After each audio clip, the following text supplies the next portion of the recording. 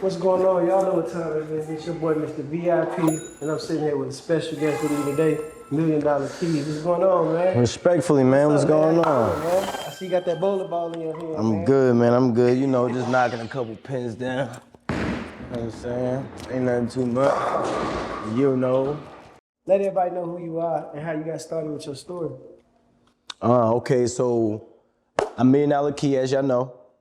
How I got started with my story, man, I was writing music, writing music. And then I was telling stories in the music.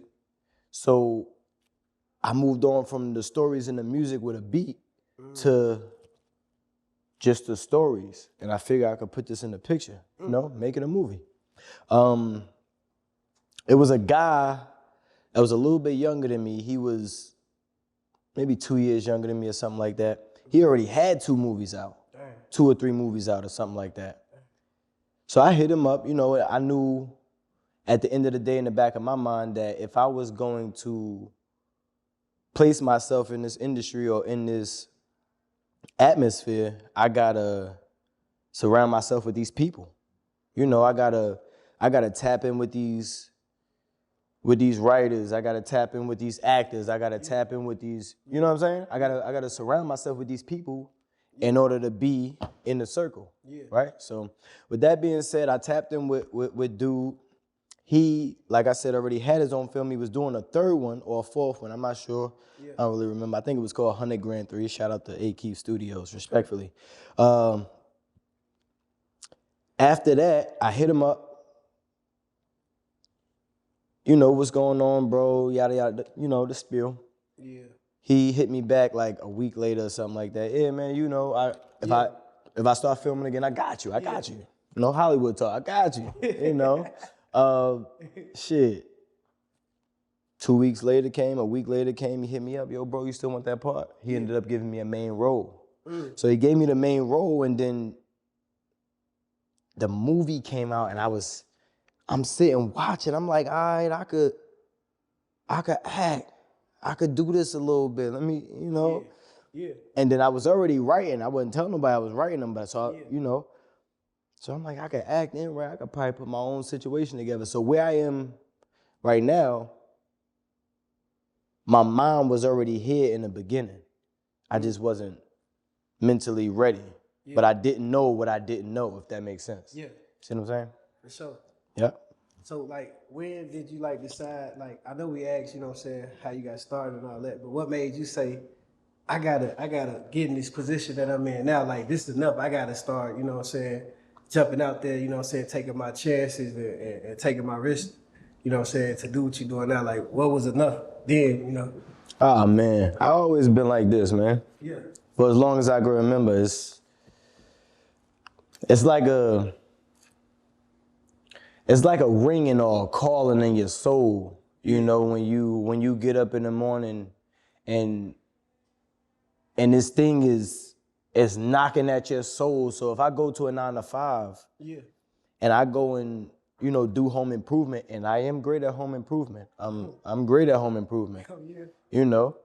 But if I go to a 9 to 5 and give them my time, I'm gonna be dying inside, because that's not what I want in my life. That's not what I want in my heart. You see what I'm saying? Yeah, exactly. So, you know. Yeah, man, that's what's up, man.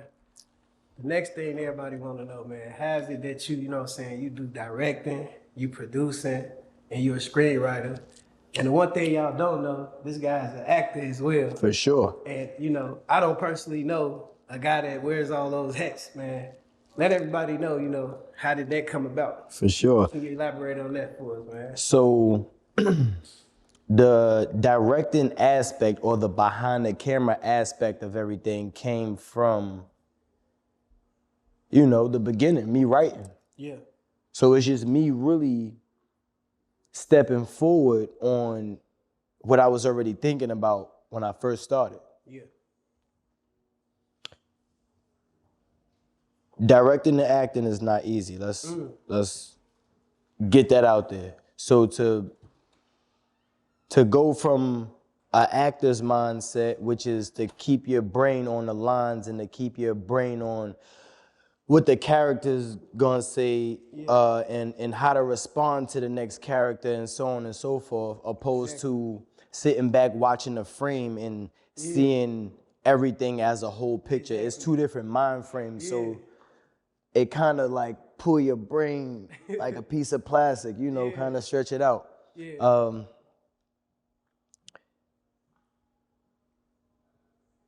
Boosie executive produced a movie that I wrote about my life, you know, just about things I've been through and, you know, so on and so forth. So he executive produced a movie and gave me the shot to make a real name for myself as a director or as a, you know, I was already acting. But, you know, the directing aspect came from me getting, me writing a movie and pitching it and getting it executive produced. What's this right here? That's that THC infused some chicken tenders for you. I got your honey gold, and then you got that your favorite. That hot honey lemon pepper. Everything infused with real THC, you feel me? So it's made to get you lit, you know, to have you zoned out while you eating. All right. Okay, I'm gonna go ahead and dig in on it. I'm trying to get mine open right now. Cause I'm a little bit hungry. And the ranch infused, like. The range of use the weed too? Oh yeah, don't hurt nobody. You know what I'm saying? Let's check it out. Mm-hmm. Liquor. Yes, sir. Okay. What's the name of it again? Liquizine. Okay. All on all platforms, you can find me, check me out. You know, serving everybody who say lit. I like this one. Heard that. I'm gonna tap in with that. Most definitely. Man, I could see that being a process, man. I could definitely see that, you know what I'm saying, being a big process, man. I appreciate you for dropping the jewels on that, you know what I'm saying? But I'm telling you. You like the first I know that did that, you know what I'm saying? Probably the first that probably do all the behind the and in front of the scenes, but all the details, you know what I'm saying? You might be the first. I'm gonna check that out for you. I'm gonna check that out. But yeah, check it, man. So I seen lately, you know what I'm saying? Well, we all been saying for quite some time. You know what I'm saying? You've been around Boosie a whole bunch. Yep. How did you get introduced to him and start, you know, being on the scene with Boosie? So how that happened with me and Boosie is I jumped on a one-way flight to Atlanta. Yeah. All I had was about $136. Shout out to my mother. If it wasn't for her, I would have never got there, respectfully. Yeah. Man, I jumped on a one-way flight. I ain't had no money for food. I ain't had no money to get a hotel. I ain't had no money for none of that. So first night I ended up sleeping outside. You know, I slept at like a Super 8 or something like that. Yeah. I don't remember the name of the hotel, but it was down the street from the jail that he was shooting at. So I just made sure, you know, it was something close. Yeah.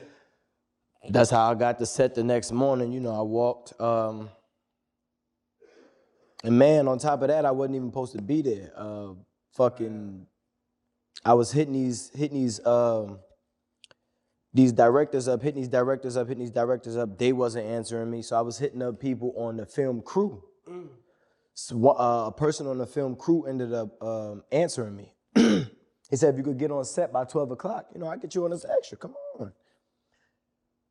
That's a great thing to hear, but at that time, I was deadbeat broke, like I said, with only enough money for a one-way flight. And it was a choice to where as though like, I'm getting on a one-way flight and I'm sleeping outside, or I'm not gonna take the risk at all. See what I'm saying? Yeah. So he answered me, he told me if I get on set by that time, yada, yada, yada. When he sent that to me, it just made my heart drop. Cause it was like a door open, but I gotta get to the door to walk in it, you know? My mom's get the ticket for me. Boom, I fly out there. Like I said, I sleep outside, yada, yada, yada. I introduced myself to him because I didn't know if I was gonna see him again. So I introduced myself to him and told him who I was and where I was coming from and so on and so forth. You know, he liked Baltimore, so it was kind of like a plus one, you know. He asked me if I came all the way down here just to work. I told him, yeah. Later on that day, I got like a picture with him.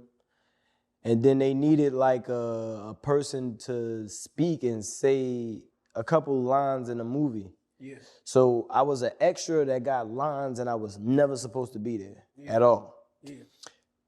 After that, a little later on that night, I had asked him, you know, can I go to the party he was throwing? Yeah. The party that I was talking about, I didn't know what I did not know at the time. So I was asking him about a party that was tomorrow night, when whole time it was 8 months away, right? Called Boosie Bash. Oh, okay. He looked at me for a few seconds, up and down. He nodded his head and he walked past me. When he walked past me, I'm like, at the time I didn't know him, you know? Yeah. So I didn't know that meant yes. Later on that day, he ended up calling me to the car. You know, he had a white Bentley truck at the time, I'll never forget. The Bentley truck was like all white, silver rims and like, you know, some nice dark tints on it. I go over there, I sit, I wait. We jump in the truck, we drive like 100 miles an hour for like 40 minutes. We pull up here, we come to the house. I'm kind of like, you know, my mind is blown because I just came from a, you know, a one-room shack to a, So I get here, everybody jump out the car, like, you know, I come in. We sit in the kitchen, we talk till like 5 in the morning. I think we got home at like 12, 1, something like that. We talk till like 5 in the morning. I end up sleeping at his house for the next 9 days, 10 days while we filming. Man, I wore the same Jordans, bro. My feet was, oh, Jesus. Anyway, I slept at his house for the next 9 days, man, and he showed me nothing but love, food, money for my pocket, you know. Like I said, nothing but love. Show me you can have family, you know, in the world and you don't even know it. That's real. That's the shout out to Boosie right there. Yeah, respectfully. Shout out to my guy, my dog, my brother. They don't even know real. that side, really, do they? Yeah, I'm telling you. A lot of people don't know this man is a good dude, man. Yeah, that's real. This man is a This man is a entrepreneur, man, and he not trying to do nothing but put the next generation on. And shout out to Boosie for that, man. I always salute him for that. That's real right there, man. That's respect right there. For sure, bro. Man, so the next thing that I want to ask you is, what's the biggest project that you worked on so far? Okay, so in general, the biggest project that I've been a part of might have been Tyler Perry or Medea Homecoming or BMF. One of the two. You was in but I'm on season 1 and 2 of BMF, respectfully. Hold up, you on Tyler Perry and BMF? Yep.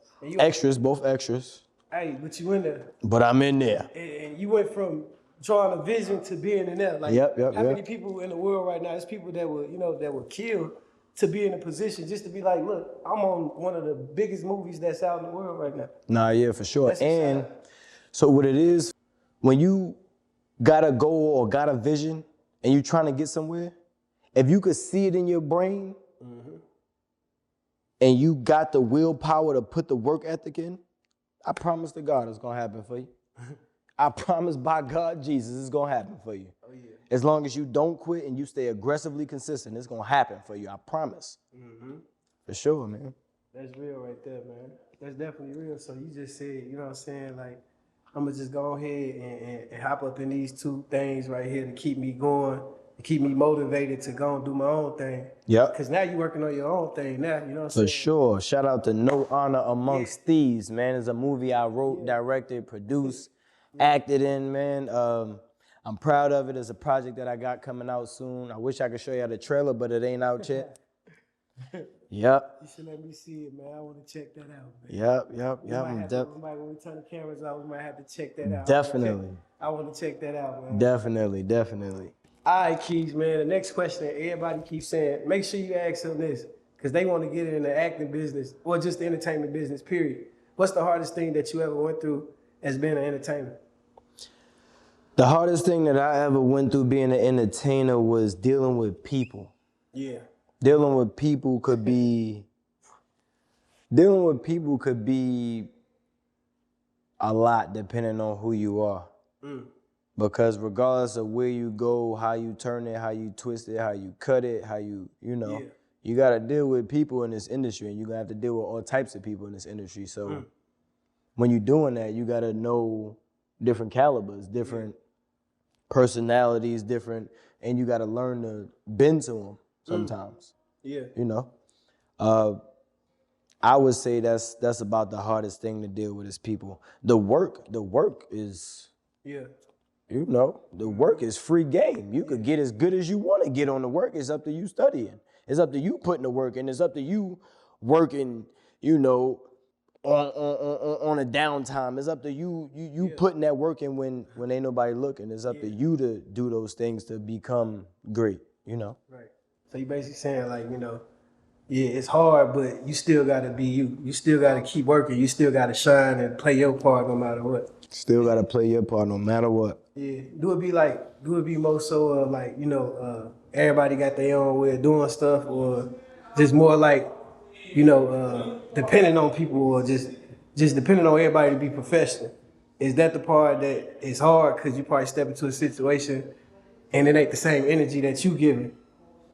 Yeah, so in a situation to where as though your energy is high and another energy is not matching yours, you kind of got to pay more attention inside and pay more attention to your vibration opposed to paying attention to their vibration. Because if you let your mind go to their vibration, then yours is going to get lowered. You see what I'm saying? And honestly, to be real with you, if your vibration gets lowered while you on set doing a job, you are not going to be able to do your job the right way. Because you are paying too much attention to, as they tell us when we growing up, the wrong thing. You see what I'm saying? So if you let that get the best of you, you know, this also comes with, again, learning people. So if you know that this person vibration is not matching yours, you kind of got to, you see what I'm saying? You got to block it out because their low vibration is too expensive for you to spend on. If you spend on their low vibration, it's going to cost you more than you can bargain for. Follow me? Yeah, is it like that? Like when you're doing the big movies, when you went to the Tyler Perry set and all that, do you see a difference between doing like a Tyler Perry set from any other sets you're doing, or from doing BMF or the ones you're doing with Boosie? Or is there anything you've been in, or you like, okay, this why is this way? Is that what come with the territory? For sure. So with that, that's the beauty of acting, producing this movie world, because it's unorthodox. You can make it however you want to make it. Nobody could tell you how to cut, twist, turn, or burn it. Like, you could do it however you want to do it. And on an honest note, that's 9 times out of 10 when you create the best of your work. When you do it the way that you want to do it, opposed to what somebody else said, what somebody else may think is good. All of your ideas got to go into that thing, so that thing could become, you know, the butterfly that it was trying to blossom into. That's the beauty of film.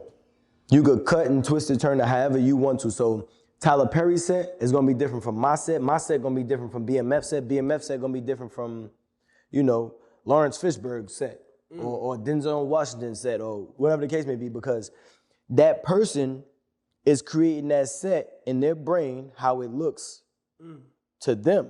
You see what I'm saying? Opposed to how yours look to you, or how Tyler Perry's may look to him. So Tyler Perry may have more structure than me. The next person might have more of a scheduled time than the other person, or you know, it's always like. And then some things you kind of can't predict. You can't predict extras not showing up. You can't predict somebody getting sick. You can't predict, you know, just little things. If a main character gets sick, what you gonna do? You got a big problem there, because now it's like either bring that character on set and let everybody else get sick, or let them heal and get right, and then now it pushes the whole production back. What if it was a budget? What if it was a scheduled time? What if it was that burns a lot of stuff? Just those simple things. So yeah, man, that's cool, man. That's cool. Now people that, you know what I'm saying, that want to join the industry, they know. It's almost like a cheat code. You give them a cheat code. For so sure. they can listen to what you're saying right now, they can respectfully come into the industry. Free game, When respectfully. they ready, man. So tell us, you know, where you get your motivation from. Just you know, to be, you know, an inspiring. I can't call you just the actor because you direct and all of that, but just who you are today. What makes you MillionDollaKeii? You know what I'm saying? Like, how do you get your motivation to become MillionDollaKeii? So MillionDollaKeii, and I'll tell you what the name means. So Okay. MillionDollaKeii means like, it means even when I'm deadbeat broke and don't have a dollar, or was deadbeat broke and don't have a dollar, regardless of the case, I still feel like I got $1 million all the time. I still feel, you know, like I'm worth 10 or 12 car lots. I still feel like $1 million, you know. So it's like I'm rich already. I just ain't got my money yet. I'm definitely rich in spirit. So as far as like my motivation and where that come from, I would say, man, just it's in me. Yeah. It's a dog that's in my soul that just, it won't give up. It won't stop kicking. I honestly don't know what it is. To be honest with I felt you. that right there, bro. I felt that. Yeah, I can feel that, man. Just definitely seeing some of your work. I can see that, you know what I'm saying? Yeah. I can see that. And I'm one of the ones that believe in you right now, you know what I'm saying? For sure, bro. I believe in you, bro. I'm gonna be I honest with you, appreciate bro. I it. believe in what Real you got tough. going on, bro, for real. So, you know what I'm saying? I don't want to be, you know, rocking with you and it's a trend. I Yeah. believe in you right now. I see it, you Yeah. know what I'm saying? Yeah. I see the hunger, you know what I'm saying? Yeah. So, you know, I'm definitely rocking with your vision, bro. I believe in sure, what you got bro. going on. Yeah, man. So how can everybody find you on your social, you know what I'm saying? If they want to work with you, or do you disclose that? For sure, man. So y'all can find me at MillionDollaKeii on Instagram. At MillionDollaKeii on Instagram. Appreciate that. Make sure y'all tap in with him. Y'all need films written. Yeah. You need a skit written. You write music and you want a music video written, you know, written out. I got you. Come Tap with some in. money. It ain't gonna be free. Tap out. They know it's a Come with bag. some money, man. This MillionDollaKeii right here. They know it's a bag. Gonna change the gears a little bit. What's your 5 favorite all-time movies? Oh yeah. We're gonna do Paid in Full. We're gonna do Friday. We're gonna do A Simple Plan. We're gonna do Blood Diamond. And then we're gonna do No Honor Amongst Thieves, respectfully. For sure. For sure. That definitely Yep. gonna be the top 5. Cause that's the one you in. You know what I'm saying? And I like that one, you know what I'm saying? That one right there, man, that's the Yep. one right there. I know that's gonna be good. I see all the promos. I know that's gonna be something big. I'm keep hearing about it. Is it? Yeah, that's gonna be big, man. That's like a Netflix joint right there. Is man. it? That's something y'all sit back and chill and watch right there, man. Yep. All right, man. So can you tell us one of your favorite scenes in a movie that you directed? And No Honor Amongst Thieves, I'm gonna say my favorite movie scene in that film is, I'm gonna say when Jake and Jerry meet up. I ain't gonna tell y'all too much, I was but finna say, when they I'm meet back here up, I'm like, okay, you finna give us the scene. when they meet up, I like they, you know, I like they energy. Yeah. I like Jake and Jerry. Jake and Jerry. I like they facial expressions. I like the whole scene. Yeah. The way Jerry come into the scene, the whole situation is just like, it's immaculate, man. It's crazy. It's immaculate. Man, that's crazy, man. We Yep. can't wait to see that now. We looking for Jake and Jerry, man. So we Yep. gonna be looking out for that. But man, I Yep. want to go ahead and wrap this up, man. Yeah, I want for to sure, thank you for for coming sure. out, man. For showing love, man, right here on ZILLAWORLD TV. Anytime, bro. Make sure y'all go look out for MillionDollaKeii, man. Respectfully, man. Tap in with the kid, man. Yeah.